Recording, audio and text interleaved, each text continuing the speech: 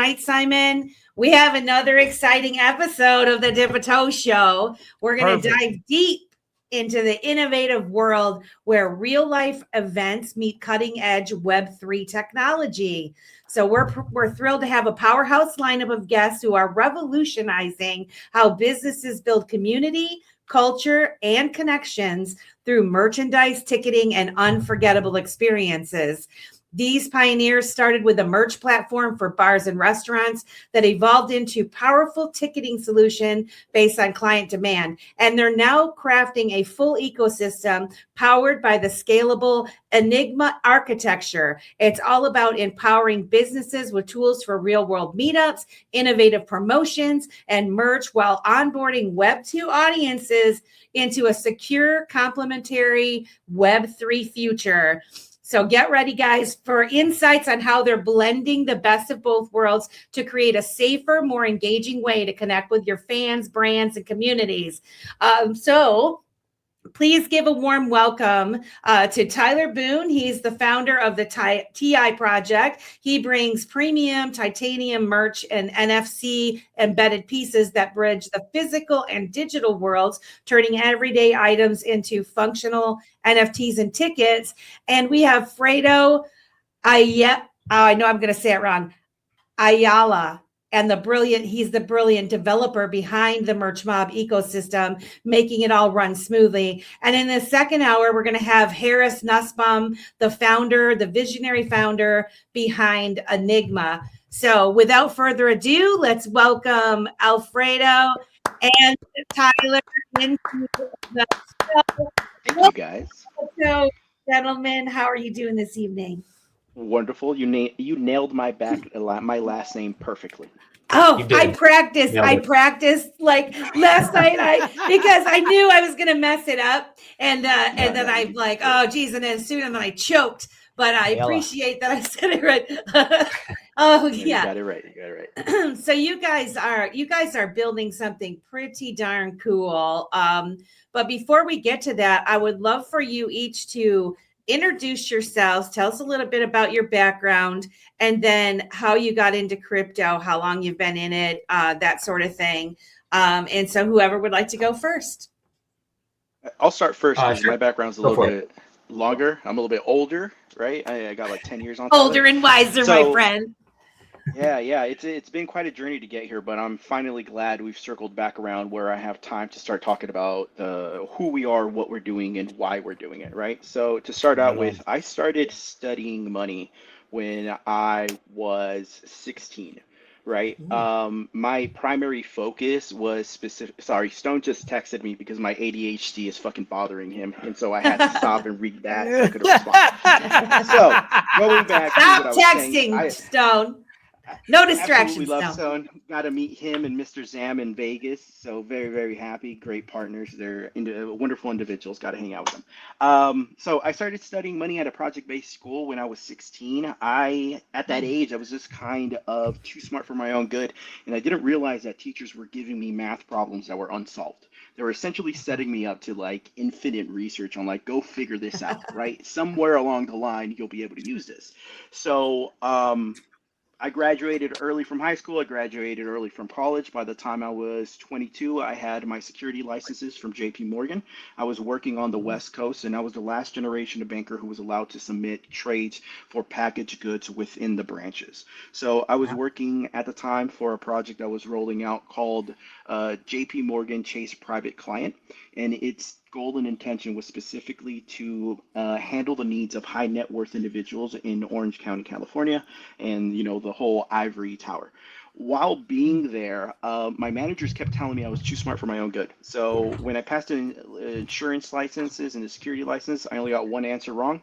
I had a manager sit me down and she was like, "What are you doing? Why aren't you teaching?" And I just wanted to make money. I didn't understand why my ability to understand economics and my intelligence wasn't translating to dollars, right? Like I was making people money. I was only getting 5%. I wasn't happy for that. So to move up, you had to take more tests, Or I started talking to people and they were like, you should go be a CFO. And then people started putting roadblocks in my way. If you're going to be a CFO, you got to be an accountant. So I went back to school. I redid my accounting core. I've been to every university in Southern California. So my undergrad is from the University of Laverne, which is the only AAA rated business school at the time. My undergrad is International Business and Language with an emphasis in Spanish and economics. I then went and redid my accounting core through UCLA and other schools in the area. And at the same time, I went to Pepperdine and I got my MBA with a focus in finance. I then spent about a decade working in corporate finance and accounting. And because I am so technically capable, I was the only person that would get called in to reconcile databases when they break.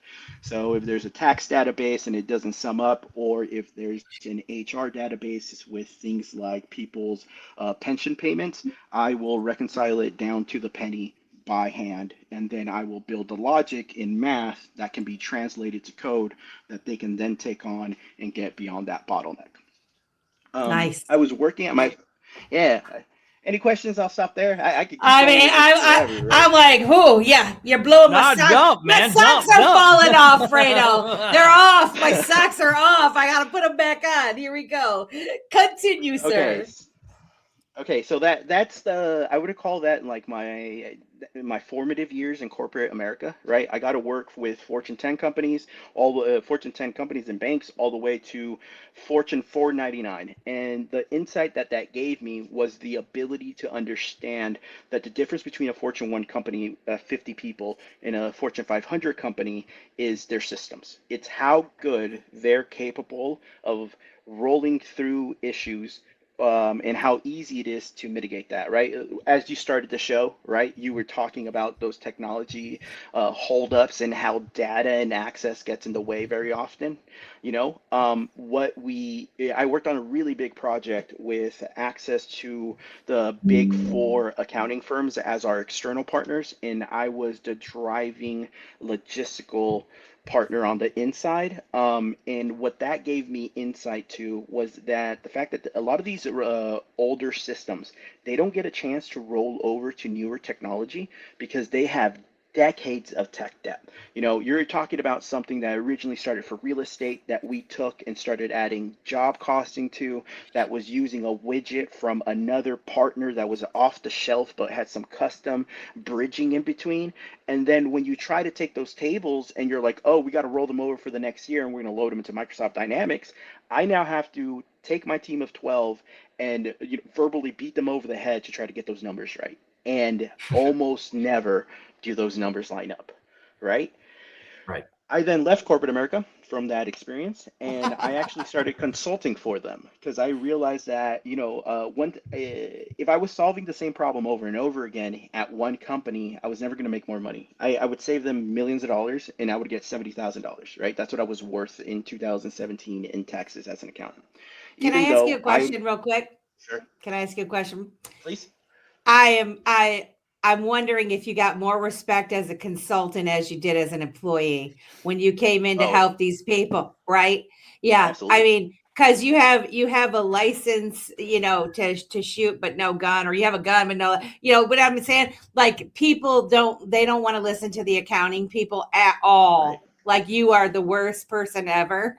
Yeah, you're the bad guy. And they're like, we never did it like this. We don't do it like this. And you're like, listen, I'm telling you, you got to do it like this. But yet when a consultant comes in, an outside person comes in, it's like all of a sudden everybody's like, well, what can we do, sir? How can we do this, Fredo? Yeah. So I just was curious if that was your experience. Oh, 100%. The fact that I can essentially quit at any time if I feel a project's not moving forward is such a big weight, which has actually turned into one of my biggest selling points. Because I'll tell companies, I'm like, hey, you guys don't need me anymore, right? You're paying me to sit in the corner. I'm not doing anything on the daily. You guys can take it from here to see. And what that's actually led to is I've grown a very substantial daily networking and the consulting business. So this is how Tyler and I started working together. We met in person, and then I was just like, I can help you with the accounting. This is like 3 hours of work. If we're having a conversation about some other stuff, you don't even have to worry about it. And over the years, we've just slowly built up. Yeah. Very nice. I was about to say, Fredo did my accounting in like an hour while we were on the phone. He's like, here you go. Here's the code. I was like, what? And I was like beating my head against the wall trying to get all this stuff straight. And, anyways, just now you know why I keep him around. Just saying. No, but yeah, to his point, we met, I think at this point it was 2.5 years ago, which is crazy to say, at XRP Vegas, which Melissa's where we met last year, or this year. Time is weird. It's like fast and slow at the same time. But anyway, we met back then, and we just instantly clicked. We started talking about, business and entrepreneurship and kind of where we were both heading and what our goals were and stuff. And I think it was our very first conversation that ended up being 4+ hours long. And that's when, it's like, okay, I vibe with this guy. Let's keep talking and see what happens. Cause, I've over the last few years, doing my business, the Thai Project, which I'll get into in just a second.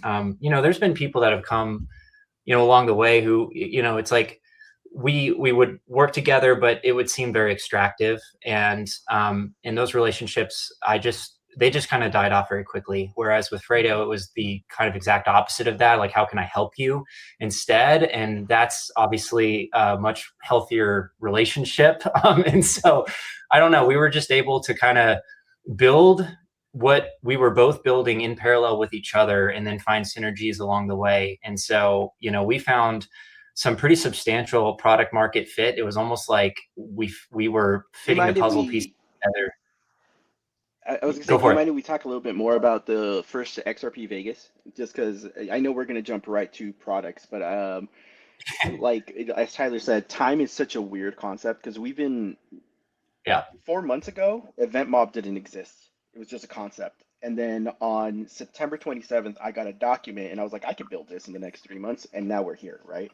So when the first XRP Vegas we went to, I had been working for this global brand that was in motorsports. And they asked me a very simple question that required a lot of complicated math and data that led me to going to Vegas, right? And they essentially wanted to know if they were spending billions of dollars of marketing a year with race teams around the globe, how much money were they making at the store the day after the race ended, right? So you get the 24 hours of Le Mans, people see these beautiful multi-million-dollar cars go around the track incredibly fast. They are using our oil. We have a promotion out for it. How many more sales did we make, or how many less sales did we make? I worked on that project for 4 years internally, and it actually ended up going nowhere because it was almost impossible to capture. That led me to start integrating NFTs into RWAs and vehicles, and I took that all the way through the USC incubator at University of Southern California, right? And so we took that concept, we worked on it, we got insight. This is right when the AI boom was starting, so this was 6 months, 8 months after the first XRP Vegas. And oh, apologies. Well, the people we met at XRP Vegas that really made a difference. I got to have Jake Claver, who's been an amazing friend and partner since that night. Him and I had like a 2-hour conversation after dinner.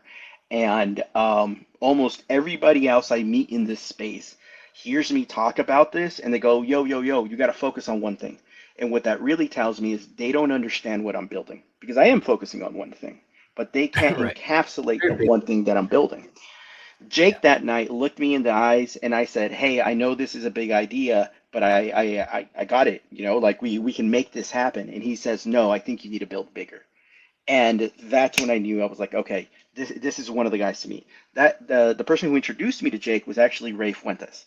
I started talking to Ray. I had met a couple of other people that night. I met Kelly Niles, another Stoner friend and Stoner of the community, absolute legend in the space. And we were talking, and Ray's mom started talking to my fiance, and they just hit it off right off the bat. And so naturally, my fiance taps me, and she's like, have you met Ray? I start talking to Ray, and Ray goes, hey, let me introduce you to the smartest person I've ever met. Here's Jake. I get started talking to Jake. We hit it off. We can become partners, and we share the NFT concept idea, and we start developing that. We take it through the USC incubator project. We bring on Tyler aboard, and everyone from that night, and most of the people that I've met on the XRPL, what we've managed to do is set goals far out in the future and have enough trust in each other's abilities and concepts that we keep building without having to check in every 3 days and know that it's getting done. right? So for a long time, Tyler and I would go weeks, months without talking. You know, I go weeks, months, years sometimes without talking to certain partners. But it's that trust in these people, that knowing that they're world class and they're going to deliver. And when I get out on the other side of the woods, the product is going to be there for us to build. It's what's allowed us to go underground for like 18 months. And then in the last 3 weeks, just pull this together into a massive circus tent, right? Mm. Man.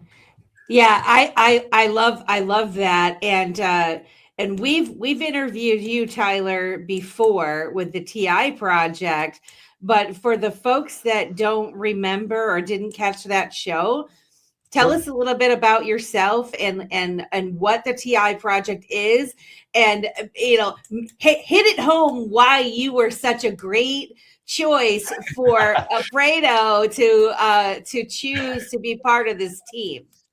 Awesome. Well, thank you, Melissa. So I have a background in mechanical engineering. I went to Georgia Tech to study that and graduated back in 2019, which is around the time that I got involved in crypto consciously.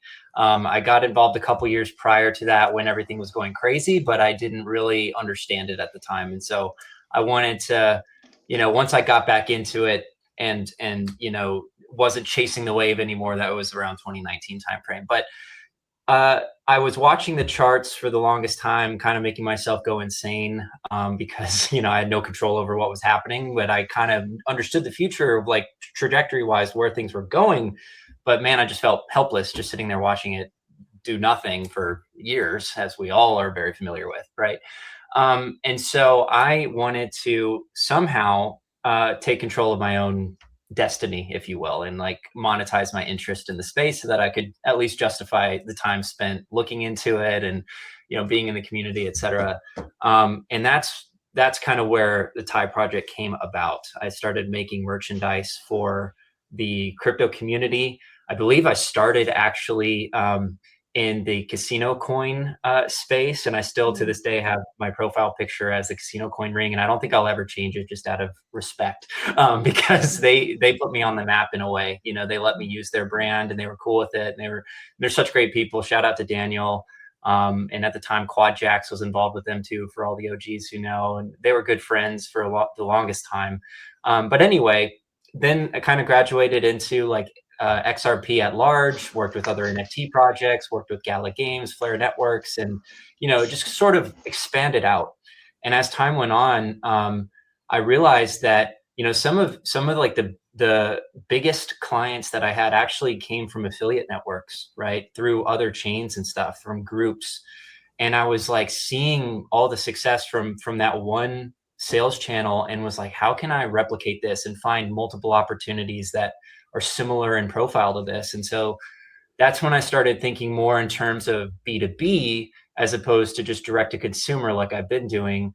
And so that's when I started scouting, working with businesses completely outside of the crypto space and just focusing on selling to them. And so I was kind of like juggling both. And to Fredo's earlier point of like everybody telling him like, you need to focus on one thing. All my mentors were telling me the same stuff. They're like, Tyler, you are juggling 15 plates at once. They're all going to fall and shatter in front of you. Like, you need to pick something and go with it, whether it's direct to consumer or, B2B or this particular method, like one sales channel, like just focus. And I was like, I don't think you get it, but at the same time, you're doing a lot better than me. So maybe you're right. I don't know. And I wrestled with it for the longest time. But I at this point in time, when I talk to those same mentors, they're kind of like, oh, damn, like that's we get like it where now. you're at right now is actually like a pretty interesting, like you're, like the relationships you're building right now, the people that you're talking to, like this is actually just keep going, keep doing that. Like, forgive me. You were right. We were wrong. Just saying, go kid. Keep going. But anyway, I do try to surround myself with people who I look up to, who are multiple steps ahead of me in business. And but to hear that from people like them, it is pretty cool. But at the same time, just to also like a little bit of context, my dad has been an entrepreneur my whole life, right? So I grew up in the shop. He runs a wedding ring business, and he also makes bike parts for a living. And he's very talented at what he does. And so I grew up in the shop, watching him work, I learned how to use AutoCAD, which is a design software, when I was in elementary school, because he taught me how to use it. Because on the weekends I would just kind of sit and watch him work all the time. And so I knew from literally second grade that I wanted to be an engineer, and that I wanted to go to Georgia Tech, and that I wanted to be an entrepreneur. And engineer and entrepreneur were two words that most all of my friends didn't know what those words meant at the time. So it was kind of cool that ended up actually happening in my life. And so I just feel very blessed. I did try multiple businesses before Thai Project, to be honest, and all of them failed. I learned a lot of lessons along the way. But this one is the one that's sticking, and just the people that I get to hang around with all the time, like Fredo, like Harris, you're about to meet, and many of the others in our circle now, they're just absolute legends. And so it really does feel like, to me, in the last 3 weeks, we have done 6 months of work, if not more. And it's just because of the compounding effects of working on something nonstop for years. And then having all those puzzle pieces come together, all the right people come into play, the right introductions happening at the right time. And then all of us independently being successful in our own endeavors that compound to create this like cohesive stack at the end of the day. I'm just so excited about it. I'm excited about next year and beyond. I think that everything is kind of coming together, and I'm sure we're going to get into all of it. So that's me.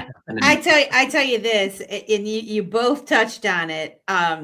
Number one, people telling you got to focus on one thing, and you know, like you say, Fredo, what's in my mind and what I'm building it's such a larger ecosystem than you can even imagine, right? And lots of people in this space, they're building.